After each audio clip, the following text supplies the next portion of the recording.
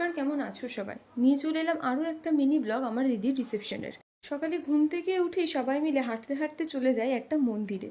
জানো তো, মন্দিরটা না ভীষণ জাগ্রত। আর এই যে ভাইটাকে দেখছো, এতটাই দুষ্টু যে ওই গাছের ডালে গিয়ে বসে আছে। এরপরই আমরা বেরিয়ে পড়লাম একটা জায়গায় যাওয়ার উদ্দেশ্যে। কোথায় যাচ্ছি তা তোমরা একটু পরেই জানতে পারবে। আর এখন আমরা চলে এসেছি রানাঘাট স্টেশনে। এখানে এসে বেশ কিছুক্ষণ ধরে অপেক্ষা করছিলাম আমার দিদিদের জন্য। ফাইনালি ওরা চলেই এসেছে, আর সবাই এখানে এসে বসেছিল পরের ট্রেনটার অপেক্ষায়। আচ্ছা, এর মধ্যেই বলে রাখি, তোমরা যারা বিয়ের ব্লগটা দেখোনি তারা আমার কমেন্ট বক্সের লিঙ্কটা চেক আউট করতে পারো। এরপর আমরা পরের ট্রেনটা চলে আসে, সেটাতে উঠে পড়ি। আর সেখান থেকে ওভারব্রিজ ক্রস করে আমরা উঠে পড়ি আরও একটা ট্রেনে। টোটাল আমরা 3টে ট্রেন চেঞ্জ করেছিলাম।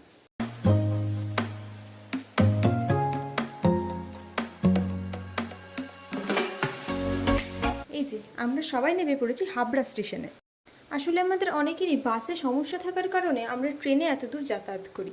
এরপরে আমরা অটোতে উঠি এবং অটো থেকে নেমে বেশ কিছুটা হাঁটাপথ অতিক্রম করে আমরা পৌঁছে যাই আমাদের গন্তব্যস্থলে, অর্থাৎ আমার দিদির বাড়ি। সেখানে গিয়ে আমরা সবার প্রথম দিদির সাথে দেখা করি আর দেখি যে আমার দিদি রেডি হচ্ছে। তখনও একে একে আমরা সবাই রেডি হয়ে যাই। আর জানো তো, দিদির ঘরটা না খুব সুন্দর করে সাজানো হয়েছিল, অপূর্ব লাগছিল দেখতে। শুভম দাদের বাড়ির অনুষ্ঠানটা হচ্ছিল লজে, তাই আমরা সবাই একে একে লজে পৌঁছে যাই। আর সেখানে গিয়েই সবার প্রথমে আমাদের একটা গোলাপ ফুল দিয়ে ওয়েলকাম করা হয়। আর স্ক্রিনে থাকা দুজন হচ্ছে শুভম দা আর স্মৃতিদি, মানে এরা হলো সদ্য বিবাহিত কাপল।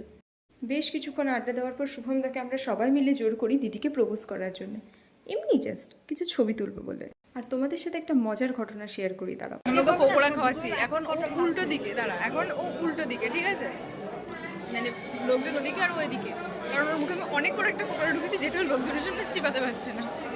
এরপর কন্যাযাত্রীর সবাই চলে আসে আর তারা একে একে সুন্দর সুন্দর ডালা নিয়ে ভেতরে চলে যায়।